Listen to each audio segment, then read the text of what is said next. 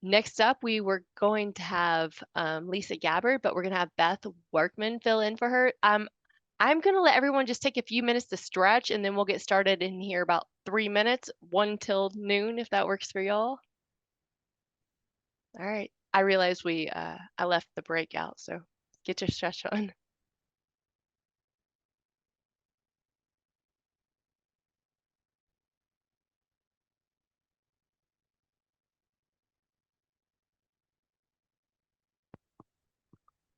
So that was a really quick, short break, but hopefully everyone is able to take care of what was needed.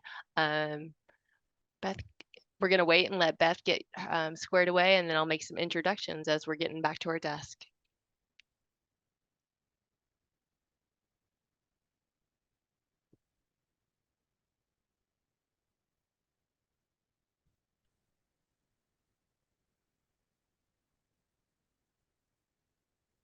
So as I was mentioning earlier, we have Beth Workman filling in today. Lisa Gabbard from ZeroV had some unexpected or extenuating circumstances that she needed to tend to.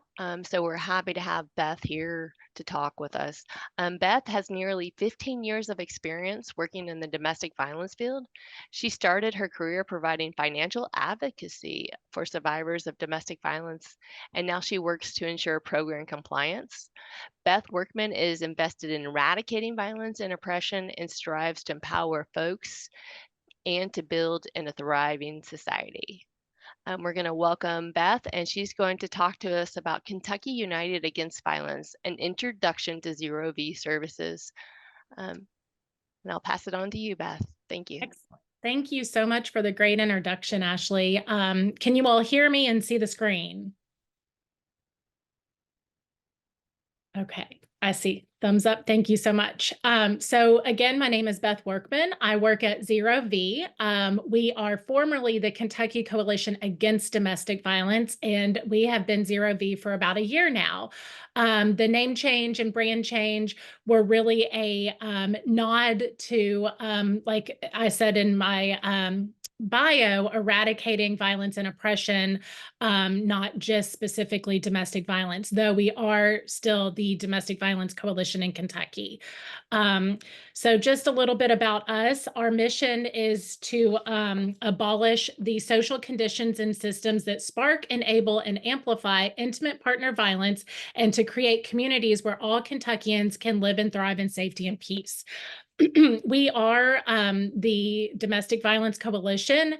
These are the 15 domestic violence program agencies that we work with throughout the state. As Drew mentioned, we are separated within the area development districts. And so we have these 15 shelters within the area development districts. The shelter itself is typically located in the most populous area of those districts, and the shelter program serves the counties within that area development district. So you can kind of see the separation on the screen here. If you would like to see it larger, you can also visit our website, which is ZeroV.org, and there is this map as well as links to those programs. So I know that we have folks that are mostly in Kentucky, but folks outside of Kentucky too. But this is how you can reach your local domestic violence shelter throughout the state. So a little bit about what we do. We are an umbrella organization for those 15 programs, as you saw previously.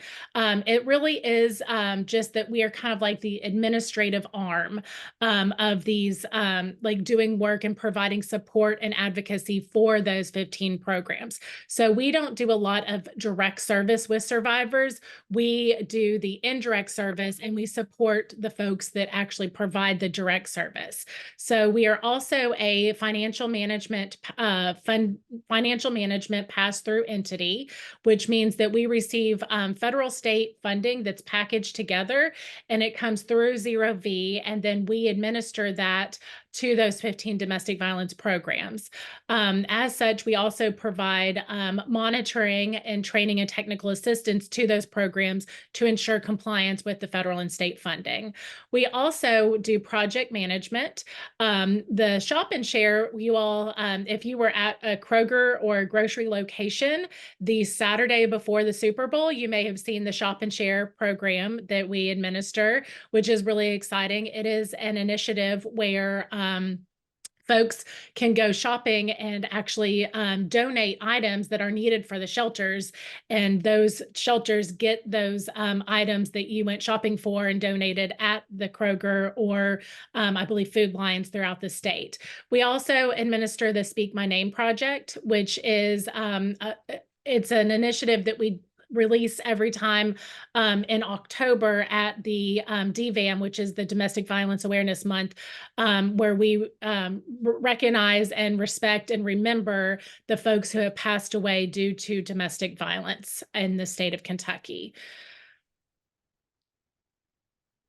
All right. So I know like the University of Kentucky is located in Lexington. So a lot of folks may be located in like Lexington or the Central Kentucky region. That shelter that serves the Central Kentucky region is called Greenhouse 17. They are formerly the Bluegrass Domestic Violence Program. They've had their name change for quite a few years now. And their name change was really fun and interesting because as this slide says, the survivors that are residents at Greenhouse 17 will make handmade body products and flowers that they then sell to the public. And this is because Greenhouse 17 is located in a farm setting. It's a beautiful location. It's rural, it's spread out kind of like in horse and cow farms, and residents are able to actually work on the farm there. They grow vegetables, they grow flowers, they grow items that go into these handmade body products. So it's really a way for folks to rest, heal, and recover from domestic violence in the Central Kentucky region. And they also learn a little bit about how to, do some job duties while they're there as well. So the Greenhouse 17, you can visit their website. They are a temporary shelter and they offer an array of services. Those such services include a 24-hour hotline. It includes congregate shelter. It includes support groups for survivors. It includes court advocacy, safety planning, financial education, and some children's programming. So Greenhouse 17 provides all these services throughout the 17 county region in Central Kentucky.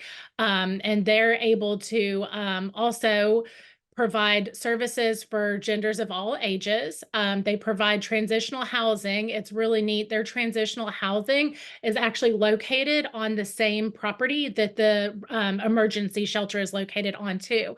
So it creates an ease of transition between residential living and healing from emergency to transitional housing, where folks are able to then stay in affordable housing in the region in which they want to stay.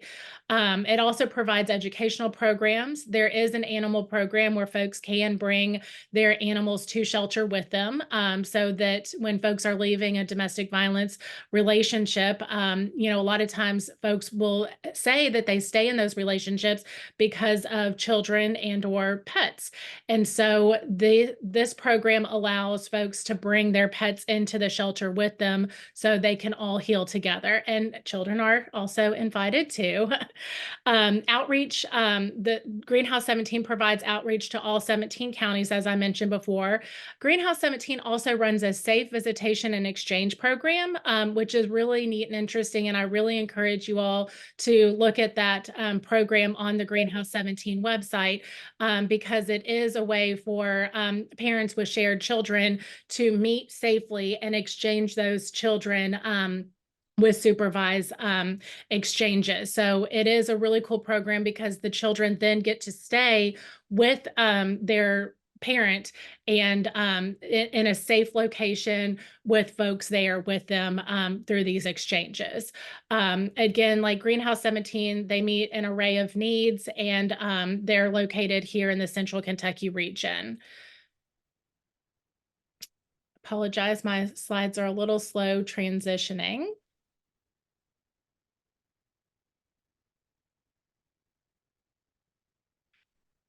Well, I will jump through. I think okay, here it goes. So the basics of what we're kind of going over today is the Center of Disease Control and Prevention defines domestic violence as physical, sexual violence, stalking, and psychological aggression, including coercive acts by a current or former partner.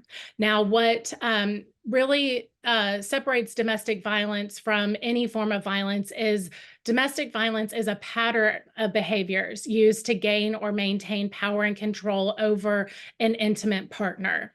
Domestic violence occurs, as Drew mentioned, in all races, ages, genders, and sexual orientations. It knows no cultural or socioeconomic, educational, religious, or geographic limitations. And the types of violence will include stalking, economic, emotional, or psychological, sexual, and/or physical violence. Next up, we've got the power and control wheel. Now, this is a Duluth model, which the domestic violence movement really started in Duluth, Minnesota. And in this movement, they talk about the power and control wheel of physical and sexual violence. And it really is, it demonstrates and shows the tactics that one partner uses to maintain that power and control over another partner. So it just establishes that pattern and shows that domestic violence isn't a one-time incident, that it is incidences of this type of violence occurring over time. So why do humans want power and control? So this is a very interesting slide. It talks about like the evolutionary perspective. And some scholars argue that the desire for power and control have evolutionary roots. In context of early human societies, having power and control could have provided advantages such as better access to resources, mating opportunities, and increased chances of survivals. So these tendencies might have been reinforced over time. Also, psychological factors. Certain psychological theories suggest that the desire for power and control can stem from personal insecurities, such as having low self-esteem or feelings of inadequacy. Acquiring power might have served as a way for individuals to compensate for these insecurities or to establish a sense of self-worth and significance over another. Also considered are social and cultural influences.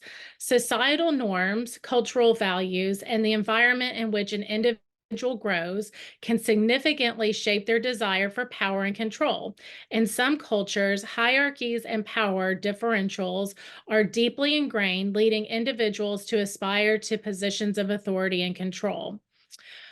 Also included are individual motives. Individual motives such as personal ambition, competitiveness, and the desire for recognition and status can contribute to the pursuit of power.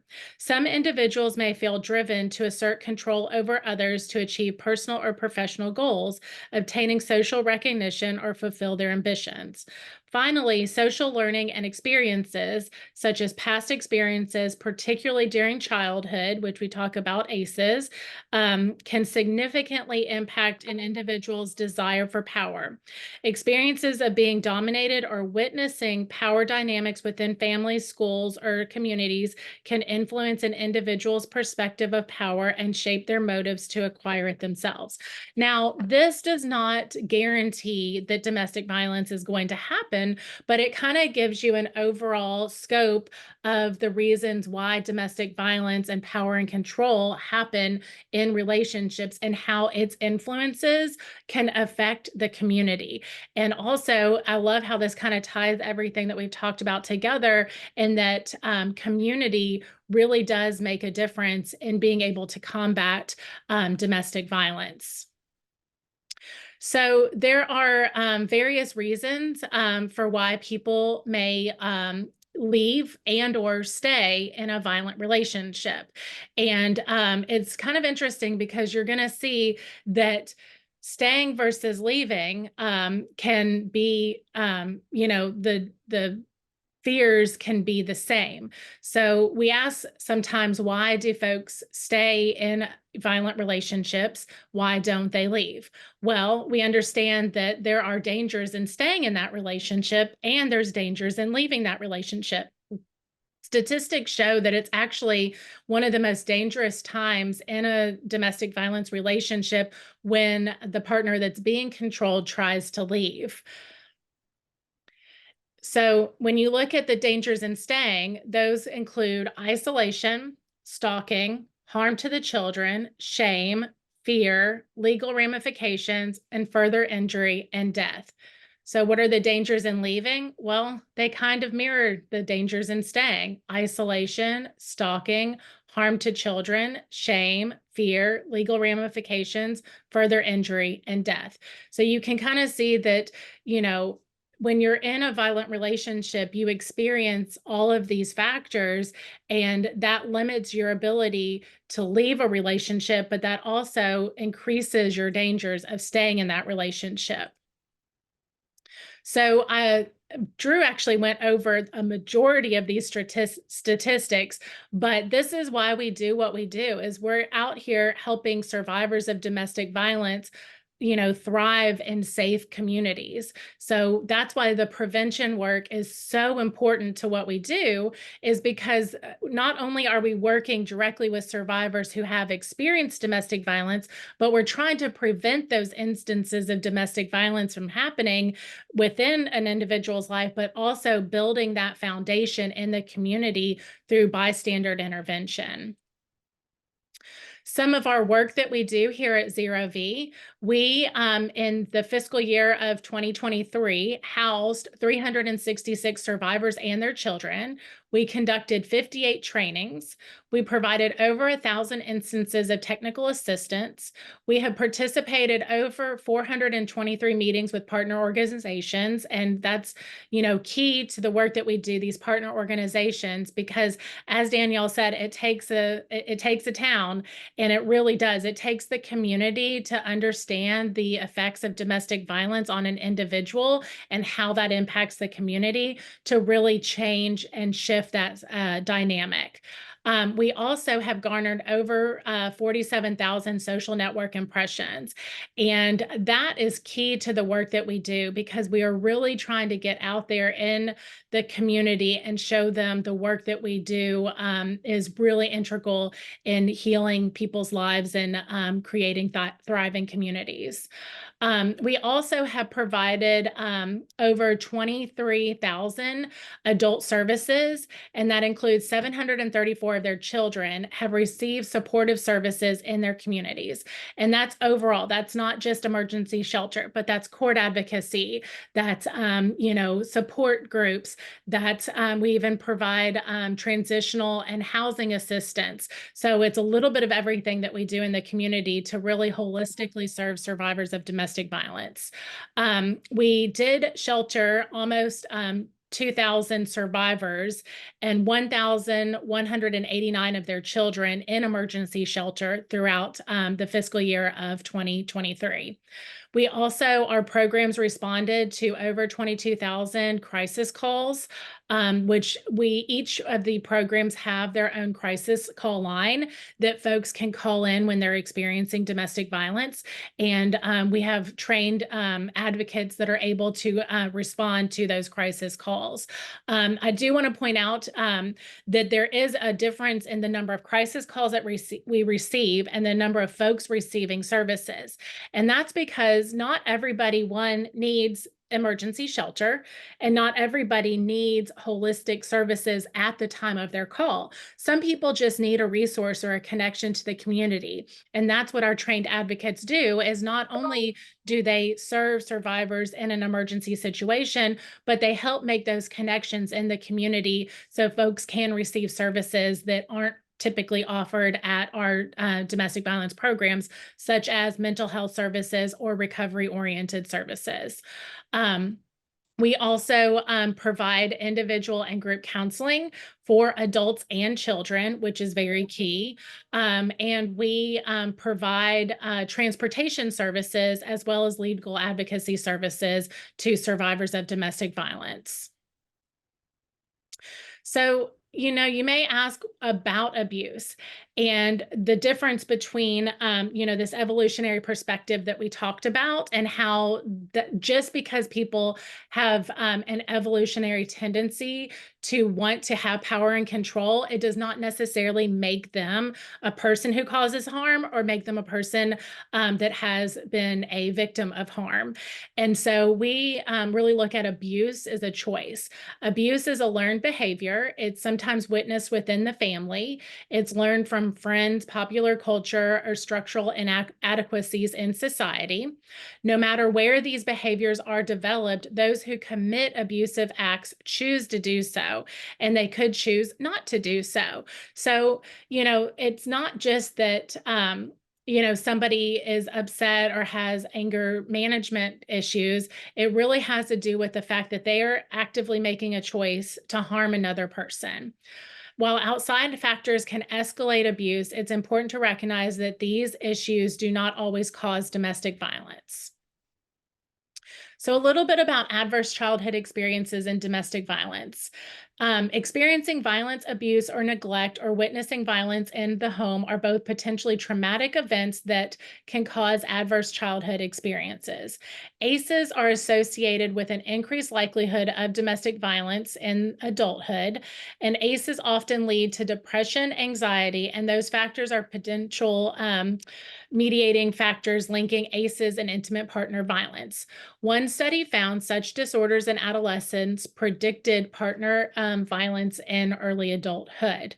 So, what we know is there are risk factors that are associated with ACEs. The risk factors that can increase the likelihood of experiencing ACEs might include families with caregivers who were abused or neglected as children themselves, families with adults with low levels of education, families with caregivers who use corporal punishment or discipline, families who are isolated from extended families, friends, or neighbors, families with low incomes, families with caregivers who have limited understanding of children's needs and or development, families with attitudes accepting of or justifying violence or aggression.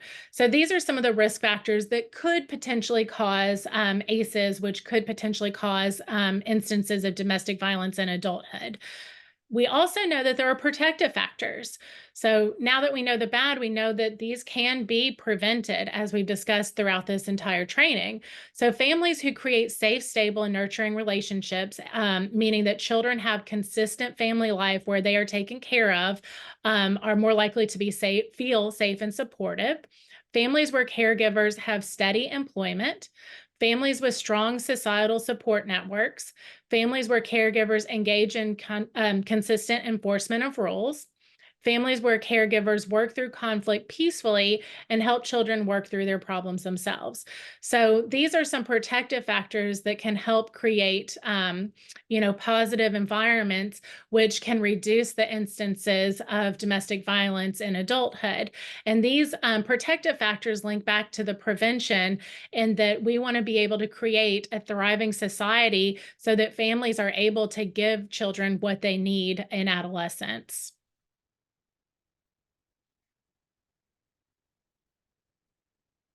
So, prevention of ACEs, it strengthens families' financial stability. It promotes social norms that protect against violence. It helps children have a good start. It teaches healthy relationship skills. It connects youth with caring adults and safe activities. And it intervenes to lessen immediate and long-term harms. And this is really what Danielle's program, works on, is creating this environment in which children can thrive. This is a little bit about traumatic brain injury and domestic violence that we've included in the slides. And I just want you all to be aware of it, just knowing that domestic violence has long-term impacts on those who are survivors, specifically those who have experienced traumatic brain injury with the instances of domestic violence. Also, adverse childhood experiences in domestic violence really gives you some good resources and information as well. So this is my contact information. If you have questions, I'm happy to also answer some questions now if you have them. Feel free to use the chat or unmute yourself if you have questions for Beth and ZeroV. And I'm catching up on the chat now.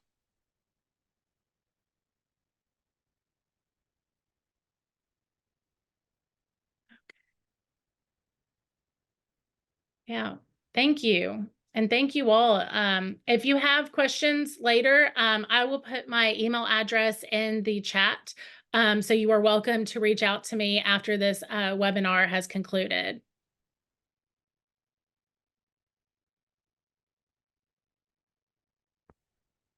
Do you consider mental and emotional abuse domestic violence?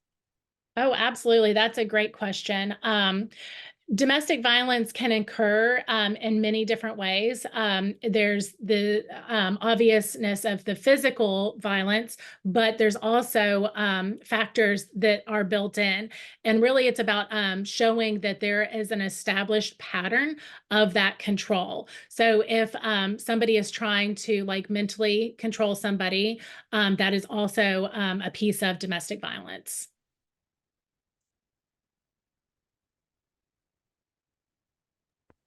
Okay, so I have a question, and it's in regards to what we call, I guess you call digital violence or cyber violence. Um, I had a question. I'll follow up with Drew after you, Beth. But are you all doing anything at Zero V, maybe to promote digital citizenship or anything along those lines? Um, as you know, everyone has a device on them 24/7, and so the risk for exposure it's Oh, higher than absolutely. normal. Absolutely. That is something that is coming more and more as technology advances and folks are using technology more and more. Our programs definitely work with survivors who have experienced that form of violence. And they're also trained to respond to that form of violence.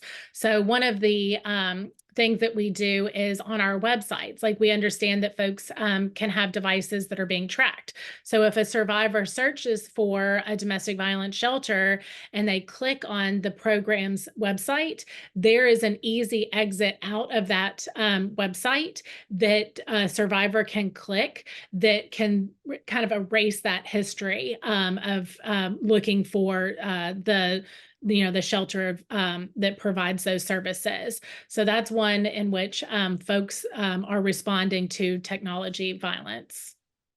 And I placed the if anybody wants to check that feature out, Rain has it, Love is Respect has it, National Domestic Violence, and so does Zero V. They all have that where you can safely exit out. Just because if you're at risk, somebody might be monitoring your web history. And just remember when you're doing your web history, that just because you delete it in your Safari, your internet, your Chrome, it's still there, and still can be found. So those are great tools.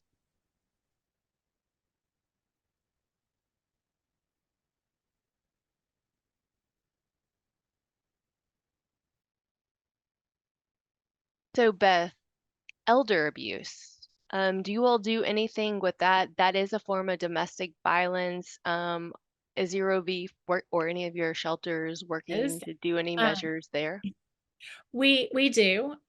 So elder abuse is one that there are other resources out there that will serve folks who have experienced elder abuse that's just elder abuse. If it's elder abuse in the form of domestic violence, every one of our shelters has a means to work with facilities such as nursing homes or other residential facilities where folks could have experienced domestic violence later in life. And so each one of these programs has a means of still providing services to those survivors.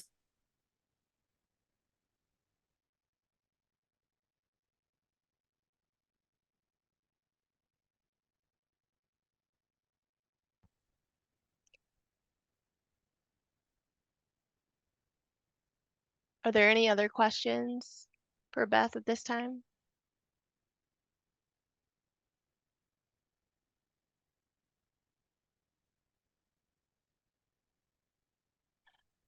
Beth, do you all provide any screenings at your shelters? I noticed you mentioned some things in there for TBI and ACEs, but are there any screenings that you do to screen for whether it's injury, psychological assessments that you There all are. use at your shelters? Okay.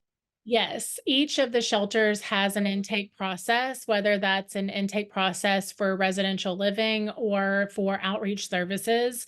They all have forms that they use to identify different types of abuse, to identify any forms of physical injury, to help link folks who have experienced that to other resources in the community. So if there is, a traumatic brain injury potential, then we are able to respond. And each one of the shelters has a good working relationship with their local health agencies. So, like, health departments, the local hospitals, local doctors' offices, and they're able to make those referrals for folks who have experienced, any form of physical violence that needs, immediate or long-term responding to.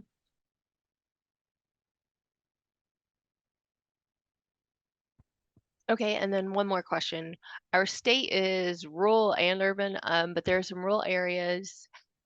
How are you all doing any promotion of services for those folks that do not have access to the internet or cellular devices? Yeah, that's a great question. We do rely heavily on social media and mobile outreach using technology, but we also, due to our connections in the community, have the ability to still provide outreach to folks who may not have access to the internet or reliable forms of the internet. Um, that a lot of times looks like folks setting up we do resource fairs. We also have folks that set up and provide brochures at local agencies such as the health department or doctors offices. That way that folks can that may not know about the shelter services can be informed about the shelter services in other community agency partners.